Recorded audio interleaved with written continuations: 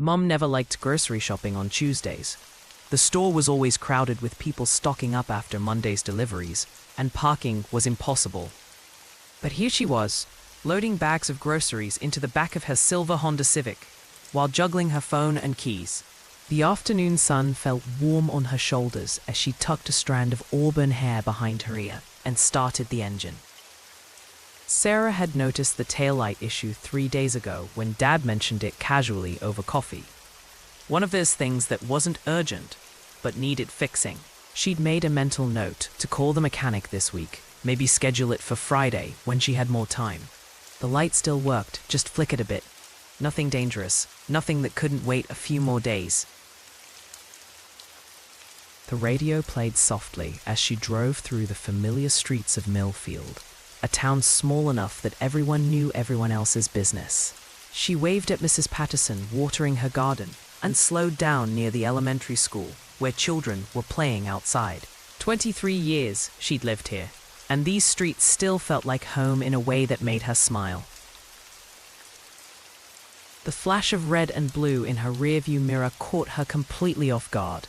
Sarah checked her speedometer instinctively, 25 in a 30 zone. Her heart did that little skip it always did when she saw police lights, even though she knew she hadn't done anything wrong. She pulled over carefully, turned off the radio, and rolled down her window to wait. The officer who stepped out of the patrol car looked young enough to be her son. Buzz-cut blonde hair, nervous energy, walking toward her car like he was approaching a crime scene. Something about his posture put her on edge immediately. Too stiff, too aggressive for what should have been a routine traffic stop. She folded her hands in her lap and prepared to be polite, the way her mother had taught her decades ago. "Ma'am," he said, and somehow made the word sound like an insult. "Do you know why I pulled you over today?" His tone was condescending in a way that made her blink in surprise. She'd been pulled over maybe 3 times in an adult life, and it had never felt like this. "I'm not sure, officer. Was I speeding?" Her voice stayed calm, even though her pulse quickened. "Don't play games with me, ma'am." Jake Peterson leaned down toward her window, invading her personal space in a way that felt deliberately intimidating. "Your tail light is malfunctioning, and I could write you up for multiple violations.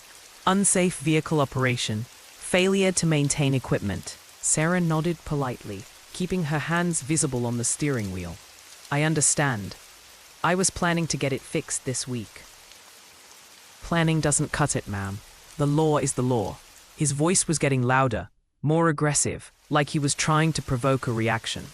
Sarah could see neighbors starting to peek out their windows. Mrs. Chen from across the street had stepped onto her porch. "Of course, officer. Would you like to see my license and registration?" She reached slowly toward her purse. "Oh, now you want to cooperate? After giving me attitude about your broken taillight?" Jake's green eyes were cold, looking for any excuse to escalate. Sarah felt a chill run down her spine. She hadn't given him any attitude at all, had been nothing but polite and respectful. "I apologize if I seemed uncooperative. That wasn't my intention." Her voice remained steady, years of teaching high school serving her well. "I don't like your tone, ma'am. Keep it up, and this simple fix-it ticket becomes a whole lot more expensive for you." Jake was practically vibrating with nervous energy, like a young dog trying to prove himself to the pack. Sarah handed over her license and registration with steady hands, though her heart was beating faster now. More neighbors had come outside now. She could see phones being raised, the modern instinct to record anything that looked like it might go wrong. Jake noticed too, and instead of calming down, he seemed to get more agitated by the attention. "Everyone needs to step back. This is official police business." His voice cracked slightly on the last word. "Ma'am, I need you to step out of the vehicle." Jake's hand moved to his belt, a gesture that made several neighbors gasp audibly. Sarah's blood ran cold. She'd done nothing wrong, been nothing but cooperative, and now this was happening in front of half her neighborhood. "May I ask why, officer?" Her voice stayed calm even though every instinct was telling her this was wrong. "You're being difficult and uncooperative. I need to ensure officer safety. Jake was sweating now despite the mild afternoon temperature. Sarah slowly unbuckled her seatbelt and opened her car door. She'd taught her own children to comply with police officers, even when they were wrong. I'm going to step out slowly with my hands visible. Is that okay? She kept her voice steady and clear. Sarah stood beside her car, with her hands at her sides, palms facing forward. She was the picture of cooperation, and everyone watching could see it. I've been polite and cooperative, officer. I'm not sure why this situation is escalating. Her teaching voice came out, calm but firm. Jake's face was red now, a combination of embarrassment and stubborn pride, keeping him on this dangerous path. Turn around and put your hands behind your back. You're under arrest for resisting an officer. Jake's voice shook as he said it. The gasps from the neighbors were audible now. Mrs. Chen had her phone out, recording everything, shaking her head in disbelief. Sarah turned around slowly, her mind racing. She knew exactly who she needed to call, and she knew he was close. As the cold metal clicked around her wrists, Sarah heard the familiar crackle of police radio from Jake's shoulder unit. Unit 47, we have your 1020 for a traffic stop on Maple Street. The dispatcher's voice was routine, professional. Sarah almost smiled despite the circumstances. Maple Street was on Robert's patrol route today. He'd mentioned it at breakfast. 2 miles away, Sheriff Robert Mitchell heard the address come across his radio and felt his blood pressure spike. Maple Street, that was his street. His steel blue eyes narrowed as he processed the information. Sarah had gone grocery shopping this afternoon, would be driving home right about now. He flipped on his lights and pressed the accelerator, his jaw tightening with each passing second. Bob's patrol car rounded the corner with lights flashing but no siren. He didn't want to cause more of a scene than necessary.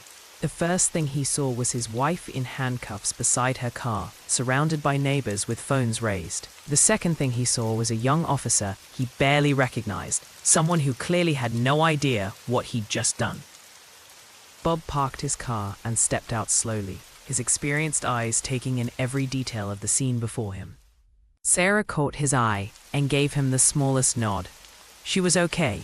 She was handling this, but she was glad he was here. Jake still hadn't noticed the sheriff's arrival, too focused on trying to maintain control of a situation that had spiraled far beyond his abilities. Officer, Bob's voice cut through the afternoon air like a blade. Every conversation stopped. Every phone camera swiveled toward him. Jake finally looked up, and Bob saw the moment of recognition in the young man's eyes, followed immediately by panic. Sheriff, I'm handling a situation with a hostile suspect. Please maintain your distance while I complete this arrest. Jake's voice was trying for authority, but achieving only desperation. Bob stepped closer, his boots clicking on the asphalt with measured precision. His presence seemed to fill the entire street. Did she threaten you, Officer Peterson? His voice was calm, professional, but there was steel underneath. Jake swallowed hard, realizing he was in deeper trouble than he'd imagined. No, sir, but she was uncooperative, and... Did she resist arrest? Bob's steel blue eyes never left the young officer's face, reading every micro-expression. The neighbors had gone completely silent now, sensing they were witnessing something significant. Something that would be talked about for years. Well, no, sir, not exactly. But her attitude was... Jake was stammering now, his earlier confidence evaporating like morning mist. Bob took one more step forward, close enough that only Jake could hear his next words clearly. Officer Peterson, he said, his voice carrying the weight of 22 years in law enforcement. That woman is my wife. The color drained from Jake's face so completely that Mrs. Chen would later swear she saw him turn gray. Jake's mouth opened and closed like a fish out of water. The handcuffs suddenly felt like they weighed 1,000 pounds. Sarah remained perfectly still, letting the moment hang in the air like a thundercloud before a storm. Bob's expression never changed, but everyone present could feel the shift in power. the moment when everything became crystal clear. "Remove the handcuffs. Now." Bob's voice was quiet, but it carried across the street like a gunshot. Jake's hands shook as he fumbled for his keys, nearly dropping them twice before managing to unlock the restraints. Sarah rubbed her wrists gently, red marks visible where the metal had pressed against her skin during the ordeal. "Your badge, Officer Peterson." Bob held out his hand, palm up, waiting. Jake's hands went to his chest automatically, touching the silver shield he'd been so proud of just 20 minutes earlier. "Sir, I can explain. I was following protocol." She seemed, I thought, his words tumbled over each other in desperate confusion. "The body camera doesn't lie, Peterson." Bob's voice was matter-of-fact, the tone of someone who'd seen too many officers make career-ending mistakes. Around them, neighbors were still recording, phones capturing every moment of Jake's professional destruction. Sarah finally spoke. "I was polite and cooperative throughout this entire interaction. I never raised my voice or resisted in any way." Bob gestured toward his patrol car. "Get in. You're suspended pending investigation." Jake's hand moved slowly to unpin his badge, the weight of his mistake finally settling on his young shoulders. The same handcuffs he'd used on Sarah now waited for him, a cruel irony that wasn't lost on anyone watching. Bob turned to his wife, his stern sheriff expression softening into something tender and concerned. "Are you hurt?" His voice was gentle now, meant only for her ears. Sarah shook her head, but he could see the stress in her brown eyes, the way she was holding herself just a little too carefully. "Mrs. Patterson, thank you for calling this in." Bob nodded to the elderly woman who'd made the initial complaint about officer conduct. The crowd began to disperse slowly, neighbors heading back to their houses with plenty to discuss over dinner. Sarah gathered her purse and keys, her hands steady despite everything that had just happened. Bob followed Sarah's Honda the 3 blocks to their house, Jake secured in the back of his patrol car. The familiar routine of pulling into their driveway felt surreal after the afternoon's events. Sarah sat in her car for a moment, gathering herself before facing what came next. Their kitchen had always been the heart of their home, where they discussed everything from their children's school troubles to department politics.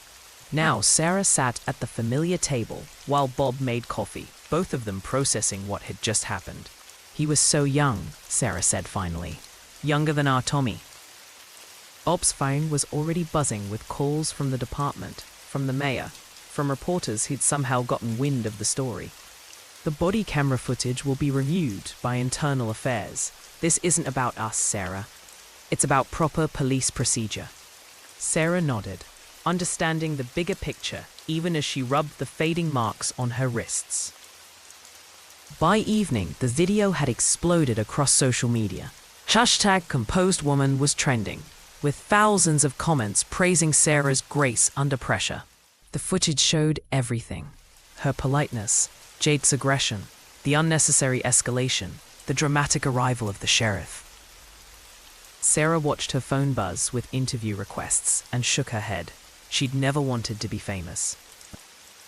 The next morning, Bob stood behind a podium at City Hall, facing a room full of reporters and concerned citizens. He wore his full-dress uniform, every piece of brass polished to perfection, looking every inch the professional law enforcement officer he was.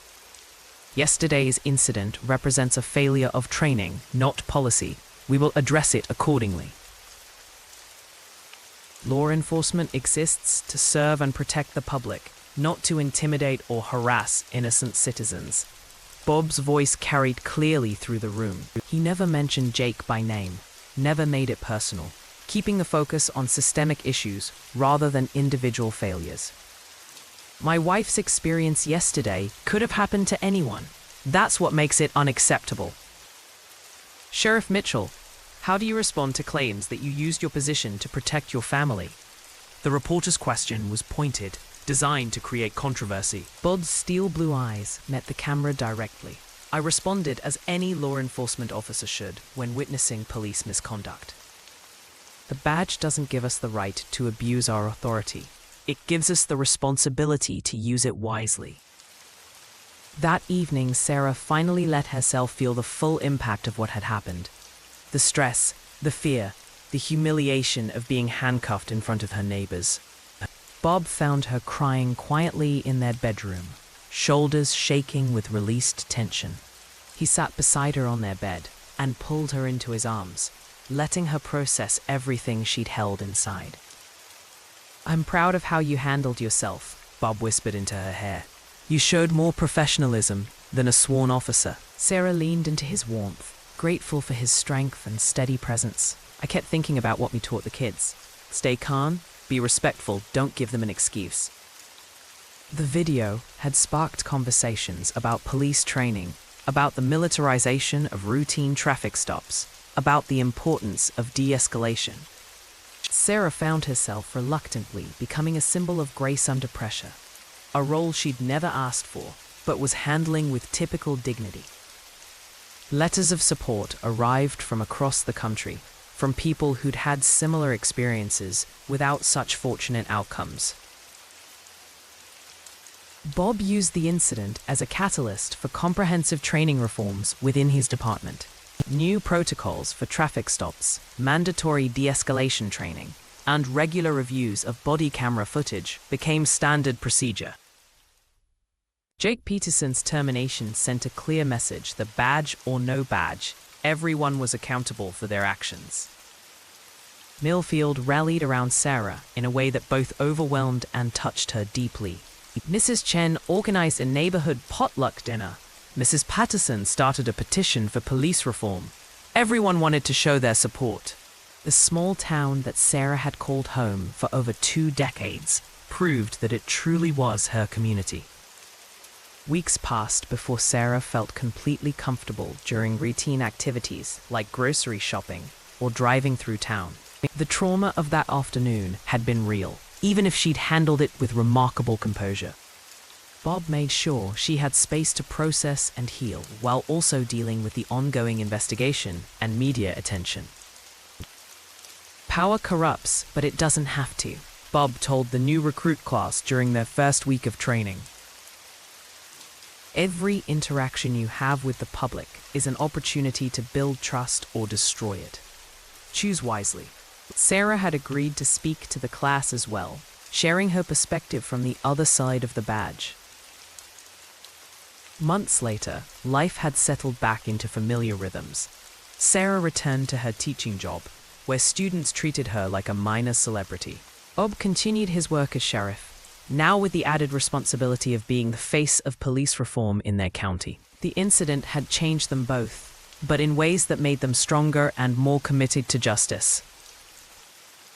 1 year after the traffic stop that changed everything, Sarah was driving home from grocery shopping when she saw flashing lights behind her. Her heart rate spiked instinctively, muscle memory of trauma, but she pulled over calmly as she always did.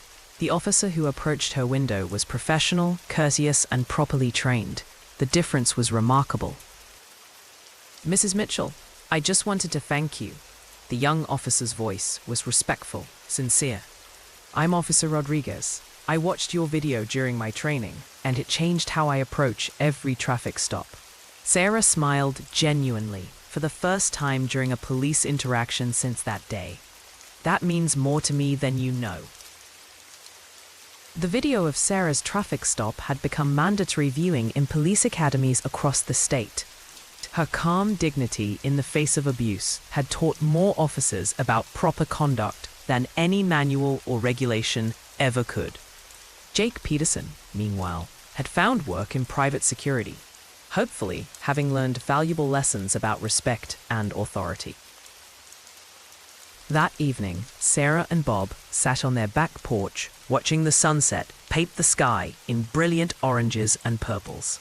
"Do you ever regret how everything played out?" Sarah asked, her head resting on his shoulder. Bob was quiet for a moment, considering. "I regret that it happened to you, but I'm grateful for what came after." Their story had become bigger than just one traffic stop, one overzealous rookie, one sheriff protecting his wife. It had become a symbol of how ordinary people could create extraordinary change simply by maintaining their dignity in difficult circumstances. Sarah had never set out to be an activist, but sometimes activism chooses you instead of the other way around. Mom handled it exactly right, their son Tommy said during a family dinner months later. She stayed calm, she followed the law, and she let Dad do his job when he arrived. Sarah smiled at her son's words, proud that the lesson had reached the next generation as well. Looking back, Sarah could see how that afternoon had been a turning point, not just for them personally, but for their entire community. One young officer's mistake had exposed larger systemic issues that needed addressing. Sometimes, the worst moments in our lives become the catalyst for the most important changes. Sarah had always been strong, but she'd discovered reserves of grace and composure she hadn't known she possessed. The woman who'd stood calmly while being unjustly handcuffed had surprised even herself with her resilience. Bob had always known his wife was remarkable, but watching her handle that crisis with such dignity had filled him with awe. True justice hadn't been about revenge or punishment, but about creating systems that prevented similar incidents from happening to others. The reforms implemented in Bob's department had been adopted by neighboring counties, spreading the impact far beyond Millfield. Sarah's 15 minutes of fame had been uncomfortable, but the lasting change made it worthwhile. New recruits now learned about implicit bias, de-escalation techniques, and the importance of treating every citizen with dignity and respect. Sarah occasionally spoke at training sessions, sharing her perspective and emphasizing the human cost of police misconduct. The badge, she reminded them, was a symbol of service, not power. "Would you change anything about that day?" a reporter had asked Sarah during her final interview about the incident. She'd thought carefully before answering. "I wish it hadn't been necessary, but I'm grateful for what we learned." Sometimes the most ordinary moments become extraordinary, not because we seek them out, but because we meet them with grace. 2 years later, Sarah drove the same route home from grocery shopping without a second thought. The taillight had been fixed within days of the incident, but more importantly, the system that had failed her had been repaired as well. She passed the spot where everything had changed and felt only gratitude for how far they'd all come. In the end, it had been a love story. A husband who refused to let his wife be mistreated. A wife who trusted him to make things right. But it had also been a story about community, about ordinary people standing up for what's right, about systems changing when good people demand better. Sarah and Bob's marriage had weathered many storms over the years, but this one had only made them stronger.